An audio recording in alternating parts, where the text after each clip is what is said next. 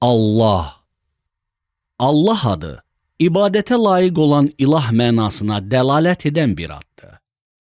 Bütün yaratdıqları ona sevgi, təzim və mütili ilə ibadət edir. Ehtiyac və müsibət anında ona dönürlər.